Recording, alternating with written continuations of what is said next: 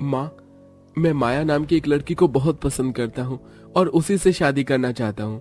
तू जानता है ना कि हमारे घर में लव मैरिज अलाउ नहीं है, पर अगर फिर भी तुझे उस लड़की के साथ रहना है तो तुझे मुझे छोड़ना होगा। दीपक माया से बहुत प्यार करता था और वो उसे छोड़ना नहीं चाहता था, इसलिए वो अपनी माँ और घर को छोड़कर माया से शादी कर लेता है और सुमित्रा अपने छोटे बेटे की शादी अपनी पसंद की लड़की से करवा देती है। समय यूं ही बीतता है और देखते ही देखते 8 साल बीत जाते हैं। गोलू बेटा, वो देख रहे हो, वो घर तुम्हारी दादी का है। तुम जब भी अपनी दादी से मिलो तो उनका आशीर्वाद जरूर लेना। पापा, ऐसे नहीं हो सकता कि हम इस न्यू ईयर दादी के पास चले जाएं। नहीं बेटा। इतना बोलकर दीपक गोलू को स्कूल छोड़कर घर आता है, जहां वो देखता है कि माया ने सरसों का साग और मक्के की रोटी बनाई है। तुमने मक्के की रोटी और सरसों का साग बनाया है, ये तो मेरी माँ का फेवरेट है। अगर माँ आज हमारे यहाँ साथ होती तो कितना अच्छा होता। मैं जानती हूँ कि ये माँ जी का फेवरेट है। आप मुझे माँ जी के बारे में जो भी बताते हैं मैं उसे याद रखती हूँ, ताकि जब मैं उनसे मिलूं तो उन्हें शिकायत का मौका ना दे सकूं। और आप देखना, एक दिन वो हमें जरूर माफ करेंगी। हाँ माया, मैं तो भगवान से प्रार्थना करता हूँ कि इस न्यू ईयर तक माँ हमें माफ कर दे। पता नहीं माँ कैसी होगी। जहां माया दीपक हर पल सुमित्रा को याद करते हैं, तो वहीं सुमित्रा, जो कि अब ज्यादातर बीमार रहती है, वो भी दीपक को याद करती है। और ऐसे ही एक दिन, अरे बहू, और कितना टाइम लगेगा खाने में? दोपहर हो गई है, दवाई भी खानी है मुझे। क्या बताऊं माँ जी, ये नौकरानी बहुत कामचोर हो गई है। कहती है कि बहुत ठंड है इसलिए आने में लेट हो गई। ये लो आप चिकन खा लो, आज चिकन बना है। फिर से चिकन? अब माँ जी ज्यादा नाटक मत करो, आपको भी पसंद है नॉनवेज, और ये मैंने गोलू के लिए बनवाया है। मेरे बेटे को नॉनवेज बहुत पसंद है। और हाँ, मैं शॉपिंग करने के लिए जा रही हूँ, आने में लेट हो जाएगा। ठीक है बहू, पर आते हुए मेरी दवाई ले आना। माँ जी, मैं नए साल की शॉपिंग करने जा रही हूँ, मुझे समय नहीं मिलेगा कि आपकी दवाई ला सकूं। इतना बोलकर पूजा अपनी बीमार सास को अकेली छोड़कर शॉपिंग करने के लिए चली जाती है। पूजा का ये रवैया देखकर सुमित्रा को बहुत बुरा लगता है और उसे अपने बड़े बेटे की याद आती है और वो आधा अधूरा खाना खाकर उठ जाती है और सूरज को फोन करती है। सूरज बेटा, 2 दिन हो गए मेरी दवाई खत्म हुए, शाम को आते हुए दवाई ले आना। माँ, मैं रात को 11-12 बजे तक घर आऊंगा। दवाई लाना पॉसिबल नहीं है, आप लड्डू से मंगवा लेना। कितना बदल गया है बेटा तू। अगर आज मेरा दीपक मेरे साथ होता तो वो बिना बोले मेरी दवाई लाकर रख देता। सुमित्रा अपनी पसंद की बहू तो ले आती है, पर उसे कभी अपनी पसंद की बहू से सुख नहीं मिलता। समय यूं ही गुजरता है और पूजा की लापरवाही की वजह से सुमित्रा को दीपक की याद सताती है। और ऐसे ही एक दिन, अरे पूजा, तुम यहाँ? अच्छा हुआ जो तुम मुझे दिख गई। वैसे माँ जी की तबीयत कैसी है? वो ठीक तो है? देखो, दीपक जी ने मुझे बताया है कि ठंड में अक्सर उनकी तबीयत खराब रहती है, तो तुम माँ जी का थोड़ा ख्याल रखना। जेठानी जी, माँ जी तो कभी आपको याद नहीं करती, फिर आप क्यों झूठी फिक्र दिखाती रहती हैं? और मैं हूँ माँ जी का ख्याल रखने के लिए। हाँ पूजा, मैं जानती हूँ, पर फिर भी माँ जी का थोड़ा ख्याल रखना और उनके लिए काढ़ा बना देना। दीपक जी बता रहे थे काढ़ा पीने से उनका गला ठीक रहता है। और नया साल भी आ रहा है, तो तुमने क्या सोचा है? याद है ना, न्यू ईयर पर ही माँ जी का बर्थडे भी होता है। अगर आपको इतनी ही फिक्र है तो खुद क्यों नहीं घर आकर अपनी सास की सेवा कर लेती हो? यहाँ खड़े होकर मेरा टाइम वेस्ट मत करो। मुझे अपने बेटे के लिए न्यू ईयर की शॉपिंग करनी है। पूजा मुंह बनाकर वहां से अपने बेटे का हाथ पकड़कर चली जाती है और माया आंखों में आंसू लिए घर आती है। इसी तरह कुछ दिन बीत जाते हैं और एक दिन सुमित्रा को दीपक की बहुत याद आती है। तो वहीं गोलू भी अपनी दादी के बारे में अपने पिता से बात कर रहा होता है। पापा पापा, आप तो कह रहे थे न्यू ईयर पर दादी का बर्थडे है, तो क्या हम इस बार भी दूर से ही दादी का बर्थडे सेलिब्रेट होते देखेंगे न्यू ईयर पर? पर मैं दादी को गिफ्ट देना चाहता हूँ ताकि वो मुझे भी लड्डू की तरह प्यार करें। हाँ बेटा, मैं और तेरे पापा कोई तरीका निकाल लेंगे और इस बार हम तुम्हें तुम्हारी दादी से मिलवाएंगे।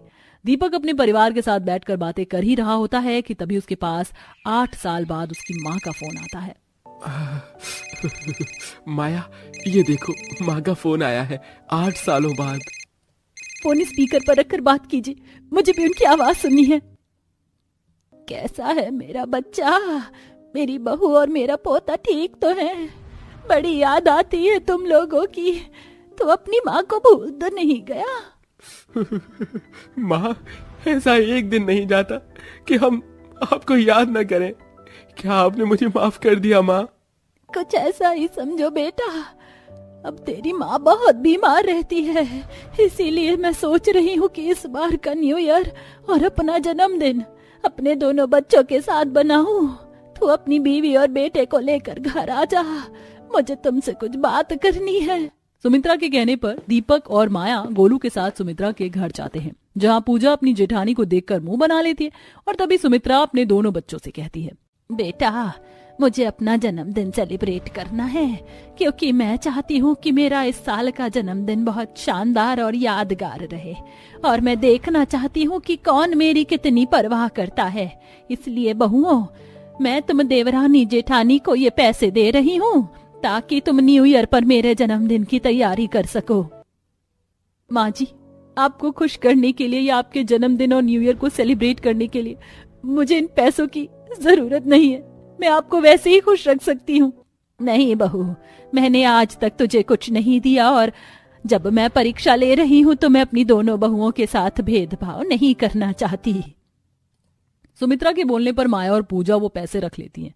अब नए साल वाले दिन सुमित्रा अपनी सहेली के घर चली जाती है और दोनों देवरानी जेठानी अपने घर में पार्टी की तैयारी करती हैं। अब एक तरफ उन पैसों से पूजा न्यू ईयर की शॉपिंग करती है और सारे पैसे खुद पर खर्च कर देती है, और न्यू ईयर वाले दिन घर में सभी के लिए नॉनवेज बनाती है। तो वहीं माया उन पैसों से मटर पनीर की सब्जी, सास की फेवरेट मक्के की रोटी और सरसों का साग, मिक्स वेज की सब्जी, मसालेदार भिंडी, गोभी के पराठे जैसी 10 वेज डिशेस बनाती है। साथ ही साथ अपने हाथों से केक भी बनाती है, जिसे देख गोलू अपनी माँ से कहता है, माँ तुम हमेशा वेजिटेरियन खाना ही बनाती हो, आज तो न्यू ईयर है, आज के दिन भला ये घास फूस कौन खाता है? आज तो कुछ नॉनवेज बना लेती चाची की तरह। देखो उन्होंने कढ़ाई चिकन और चिकन लॉलीपॉप बनाया है।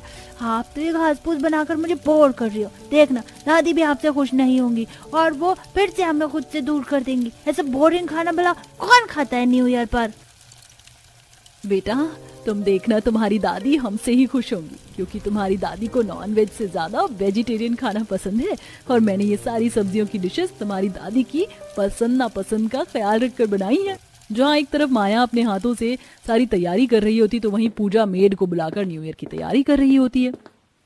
आज तो मैं माँ जी को खुश कर दूंगी। आखिर मैं भी देखती हूँ मेरे होते हुए कैसे जेठानी जी माँ जी का दिल जीतती हैं। बड़ा प्यार दिखाती है ना जेठानी जी। अब मैं देखती हूँ उन्हें कि मैं क्या चीज हूँ। इतना बोलकर पूजा बाहर से महंगे केक ऑर्डर कर देती है और लिस्ट बनाने के लिए बैठ जाती है। माँ ये तुम क्या कर रही हो? बड़ी माँ को देखो, उन्होंने सारी तैयारी कर भी ली और तुम हो कि अभी भी लिस्ट लेकर बैठी हो। अरे बेटा तू फिक्र मत कर, तेरी वो बड़ी माँ कुछ नहीं कर सकती। वो और उसका परिवार हर साल की तरह न्यू ईयर पर इस बार भी दूर खड़ा रहकर तमाशा ही देखता रहेगा। इतना बोलकर पूजा मार्केट जाती है और उस दिन अपने लिए महंगी साड़ी और अपने बच्चों के लिए महंगे कपड़े लेकर आती है और पूरा घर डेकोरेट करवाती है, और थोड़ा खाना मेड से बनवाती है और बाकी नॉनवेज खाना बाहर से मंगवाती है। तो वहीं माया अपने लिए और अपनी सास के लिए सस्ती साड़ी लेकर आती है और अपने हाथों से अपनी सास को साड़ी से सजाती है। शाम को पूरा परिवार पहले देवरानी के घर इकट्ठा होता है, जहां पूजा शो ऑफ करती है और महंगे महंगे केक और खाना लेकर आती है।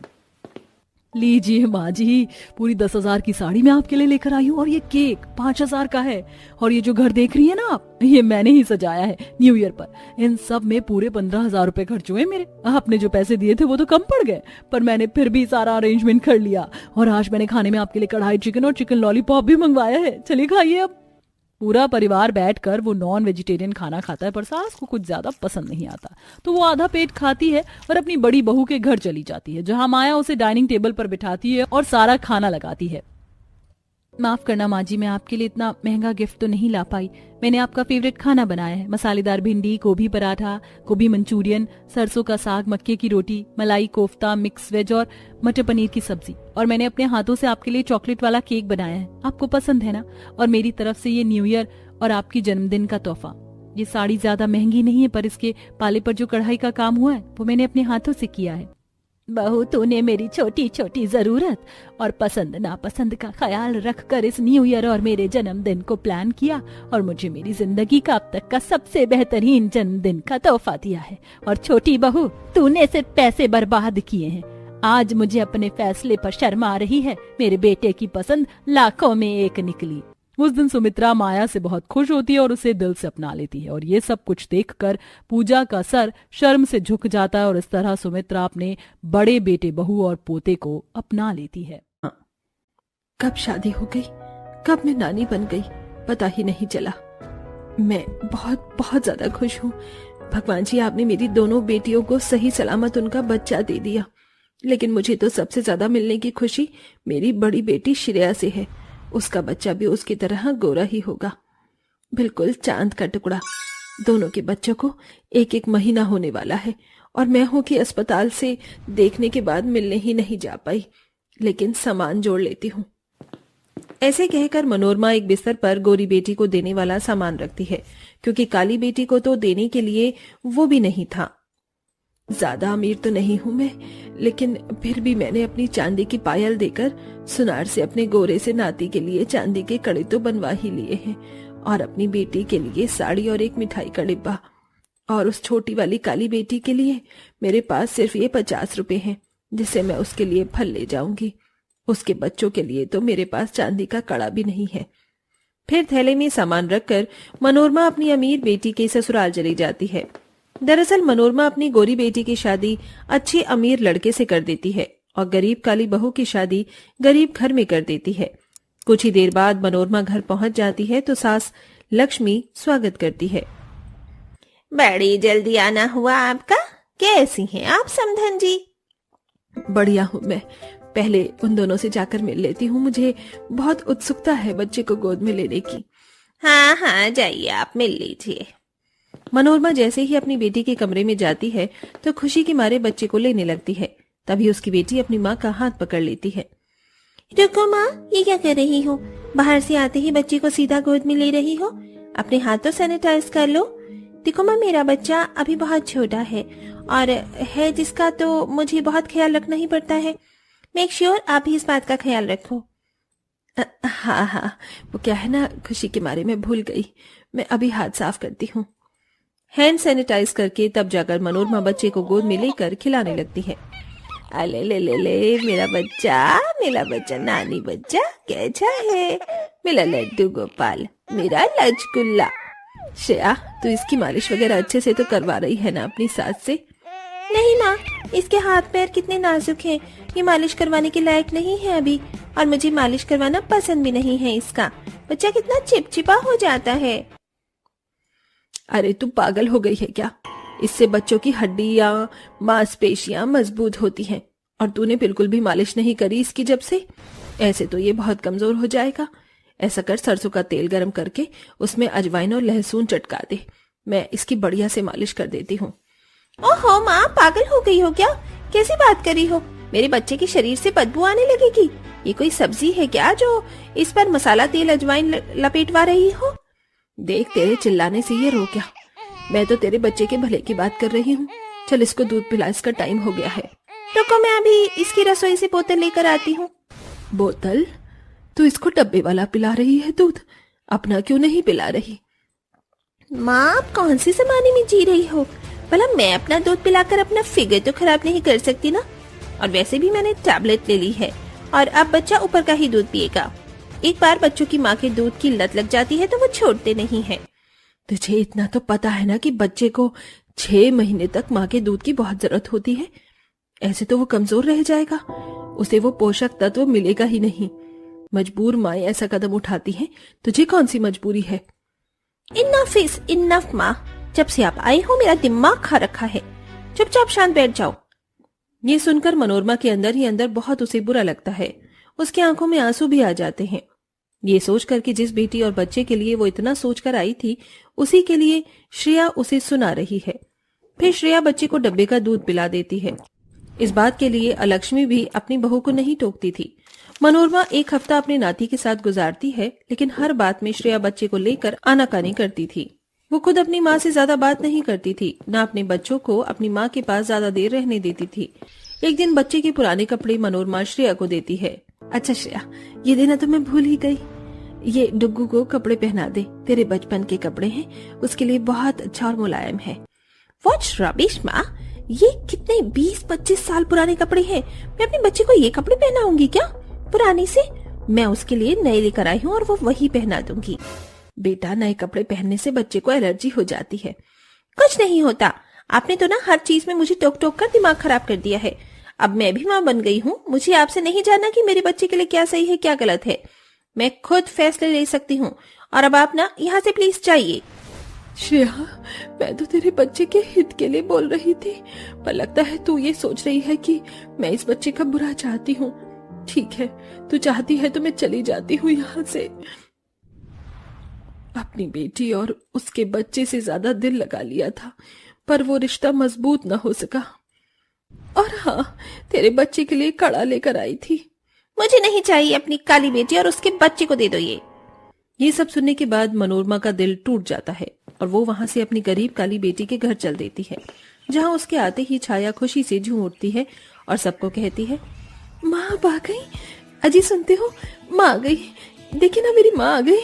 काकी, सुनीता बहन, सुदेश काका, मेरी माँ आ गई और अब वो अपनी नातिन के साथ खेलेंगी। माँ देखो, तुम्हारी नातिन, लो इसे गोद में ले लो। पता है माँ, इसकी आंखें तो मुझे बिल्कुल तुम्हारी तरह लगती हैं। एक बार नानी ने तुम्हारी बचपन की फोटो जो दिखाई थी, और अब देखो आप भी नानी बन गई हो। हाँ, तूने बिल्कुल सच कहा, अब मैं भी नानी बन गई हूँ। और तू माँ, अभी मैं बाहर से आई हूँ, इतनी जल्दी तूने मुझे इसे गोद में दे दिया, हाथ वगैरह तो धोने देती। क्यों माँ जी, आप क्या कोई मिट्टी वगैरह का काम करके आए हैं जो हाथ गंदे होंगे? अब अपनी नातिन को लेने के लिए भी सोचेंगे क्या आप? आइए ना माँ जी अंदर। हाँ। वैसे बच्चे की नानी आई है तो चांदी का गिलास, अच्छे अच्छे कपड़े और बहुत कुछ लाई होंगी। नहीं काका, मेरी माँ भले ही मेरे और मेरे बच्चे के लिए इतना कीमती सामान न लेकर आई हूँ, लेकिन उनसे भी ज्यादा कीमती अनमोल माँ का प्यार है, जो वो मुझे और मेरे बच्चे को अब देंगी। वैसे बात तो बिल्कुल ठीक कही है। सब छाया की माँ की काफी तारीफ करते हैं। अब मनोरमा घर के अंदर जाकर बैठती है कि छाया सबसे पहले अपनी माँ को अपने घर में जो भी होता है वो चाय पानी नाश्ता करवा देती है, जिसके बाद मनोरमा नातिन को गोद में लेकर खेलती है। अले ले ले मेरी छुनिया मुनिया, मेरी छोन चिड़ैया, नानी की छोटी सी नातिन। अरे अरे, ये तो मेरी गोद में बहुत हंस रही है। कुछ समय बाद इसके 2 दांत निकल आएंगे तो और प्यारी लगेगी। माँ, ये तो सच में आपकी गोद में बहुत खेल रही है, और पता है माँ, आपकी तरह दिखती है तो मैंने इसका नाम भी मनोरमा रख दिया है, लेकिन मैं और इसके पापा प्यार से इसे मुन्नू बुलाते हैं। अच्छा, और माँ मेरे पास पुराने कपड़े नहीं हैं इसके लिए, आपके पास हैं क्या? हाँ, मैं लेकर आई हूँ, ये ले, ये पहनेगी तो इसे बहुत अच्छा लगेगा। तेरे भी बचपन के कपड़े घर पर हैं, मैं बाद में और भिजवा दूंगी। और तूने इसकी मालिश की? नहीं माँ, मुझे इसकी अच्छे से मालिश करनी नहीं आती, आप ही कर दो ना। ठीक है। मेरी छाया को मैं कितना कम प्यार करती थी, सबसे ज्यादा तो मैंने श्रेया को किया, लेकिन श्रेया ने ही मेरा दिल दुखा दिया, जबकि छाया कितना मान सम्मान करती है। अपनी बेटी को भी यूं ही दे दिया और पुराने कपड़े भी पहनाएगी। ऐसे ही कुछ दिन मनोरमा अपनी छोटी काली बेटी के घर पर भी रुकती है और उसके बच्चे की बहुत अच्छे से मालिश करती है। मनोरमा का लगाव भी नातिन और छाया से बहुत ज्यादा हो जाता है। साथ ही माँ बेटी बैठकर बहुत हंसती मजाक करती हैं। 1 महीने बाद श्रेया अपने बच्चे को लेकर अपनी काली बहन के पास आती है। माँ, आप, मैं जानती थी आप छाया के पास होंगी। क्या हुआ, तुझे क्यों रो रही है? हाँ दीदी, क्या हो गया? बहन, डॉक्टर ने मेरे बच्चे को बहुत कमजोर बताया है, जिस वजह से उसके पैर में दिक्कत आ गई है। शायद वो जल्दी घुटने के बल नहीं चल पाए। डॉक्टर ने बोला है इसकी मालिश होना बहुत जरूरी है, और नए कपड़े से उसे रैशेस भी हो गए हैं। मैंने तो तुझे पहले ही कहा था, देखा, तुम दोनों का बच्चा एक साथ हुआ है, 1 हफ्ते का फर्क है। देख इसकी बेटी कितनी हष्ट पुष्ट है, इतना चहकती है और इतनी तंदुरुस्त भी है, क्योंकि ये मालिश करती है, अपना दूध भी पिलाती है। माँ, मुझे अपनी पिछली गलतियों के लिए माफ कर दीजिए। आप जो भी बोलोगी मैं बिल्कुल वैसा ही करूंगी। चिंता मत करो दीदी, डुग्गू बिल्कुल ठीक हो जाएगा। हाँ, अब तू अपनी सारी चिंता मुझ पर छोड़ दे, तेरा बच्चा 15 दिन में ही बिल्कुल मुन्नू जैसा चहक उठेगा। इस तरह बच्चों की नानी अपने दोनों नाती नातिन का ख्याल रखती है, उनकी बहुत अच्छे से मालिश करती है, जिससे डुग्गू भी बिल्कुल ठीक हो जाता है। अब नानी नातिन और माँ का रिश्ता और भी प्यारा हो जाता है। इसीलिए कहते हैं, बड़े बुजुर्ग जो बच्चों के लिए सोचते हैं वो बहुत फायदेमंद सोचते हैं।